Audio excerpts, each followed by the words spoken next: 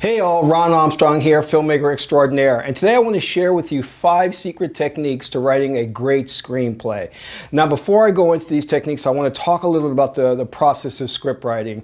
One of the things that you have to understand that is to make a really great script or to be a great writer, you have to write constantly.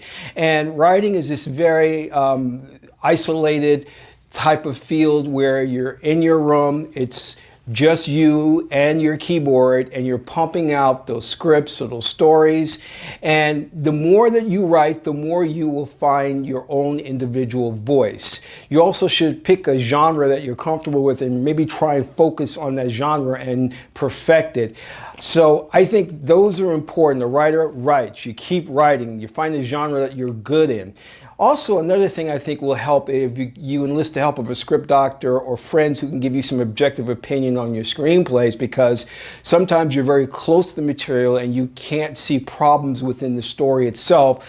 So your friends or a script doctor can give you some notes and that you can read them and see things from a different perspective and incorporate them into your screenplay. But again, I just can't overemphasize the importance of write as much as possible. What really helped me as a writer was that I started writing short stories, and that limitation helped me to understand the first, second, third act, how to really put these devices, which I'm going to share with you, into my screenplays and make them work. From there, I expanded on that and started writing feature screenplays, and I took off from there. I think you're going to find it a lot of fun because screenwriting allows you to tell stories. It allows people to get an insight into your world or what's going on in your head.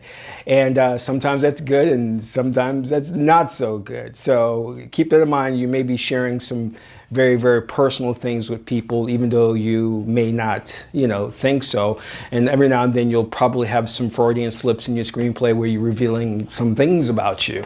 All right, so let's go on to these 5 secret techniques to writing a great screenplay. Now remember, these are just the abbreviated versions. You can write volumes about how to write a great screenplay, or there's books out there. Sid Field is probably one of the best, most well-known, but if you're really going to study this craft, you're going to watch films, you're going to read books by accomplished screenwriters who are giving you tips. So my first technique that I feel is tried and true is the inciting incident. Now, most of you have probably heard of this before, but this is the catalyst for your story. This is what starts everything in motion. To give you an example of this, we show a shot, we fade in of space. A meteor is about to crash into the planet Earth. And now, what is NASA going to do? That's the inciting incident. That really starts everything in motion. And you want to have something that's really good and grips the audience or the reader from the get-go. If you don't have that, then your story from there on in is going to be problematic because we're not going to see a motivation as to why these things are happening in your screenplay that unfold in the second and third act.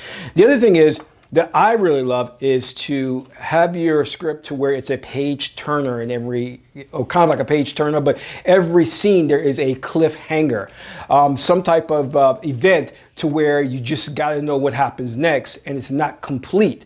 I mean, you can go back to the Old West, the serials of the 1940s, 50s, where you would have the cowboy who would be hanging off the cliff, and you wouldn't find out what happened until next week's episode. So try and incorporate that into your scripts, because I think it's a really cool device to keep people wanting to turn those pages. And they use this in a lot of novels. And I remember reading the Da Vinci Code, and I just couldn't put that book down because I just had to know what was going to happen on the next page. It was written in such a way that it kept you wanting more and curious as to what the outcomes would be.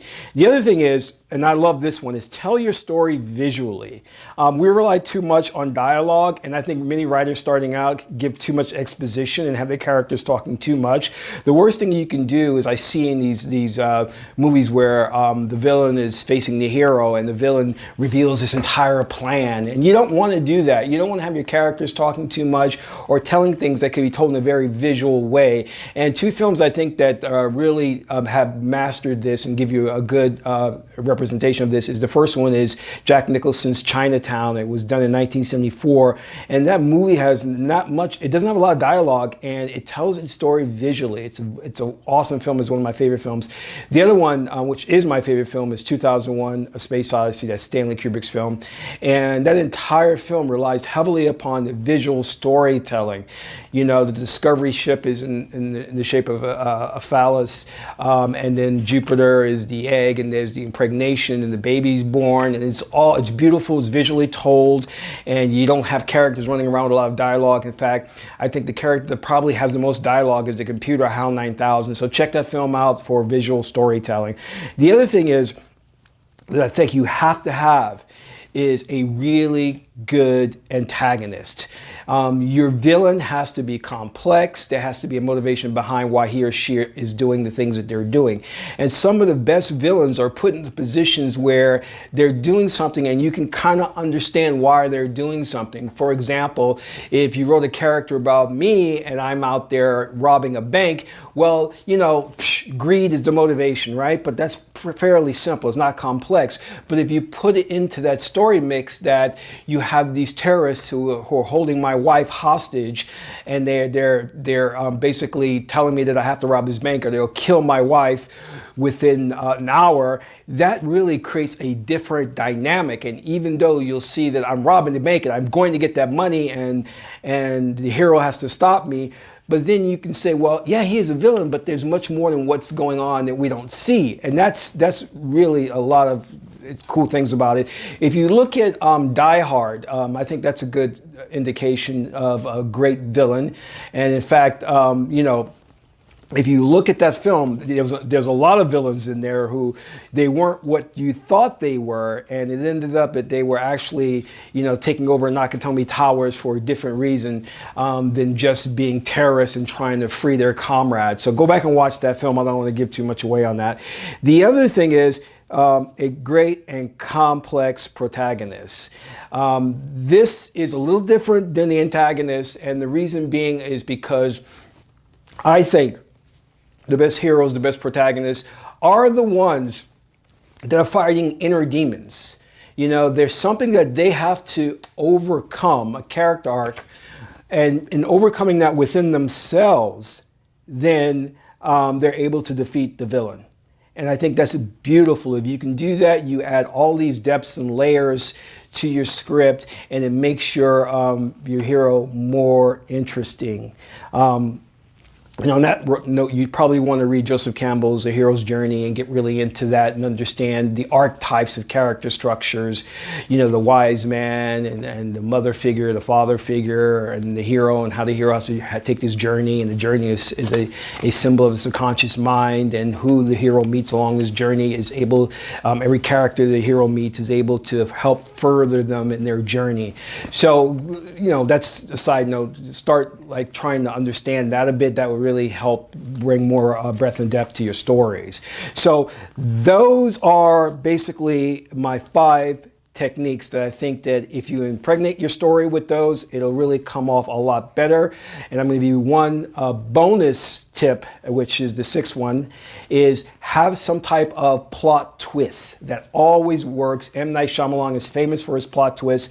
And I think that if you can come up with something that's really good twist to it that people didn't see coming, you know, it will really just enhance your script. And going back to what I was said previously, which can be a plot twist, is that when you have that example of the character as myself robbing the bank, and I'm this clever guy who knows how to get inside the bank, who you know, disable the alarm, get into the safe. When you hold off on the fact that the terrorists are holding my wife hostage and forcing me to do this, if you don't reveal this until very later on in the script, then I think, hey, that's a plot twist. It's very interesting. It creates another dynamic. People will love it. So those are my techniques for writing a great screenplay. Again, there's more out there. I encourage you to study, write as often as possible, enjoy writing. You'll have fun with it. And this is filmmaker Ron Armstrong, and that's all for now.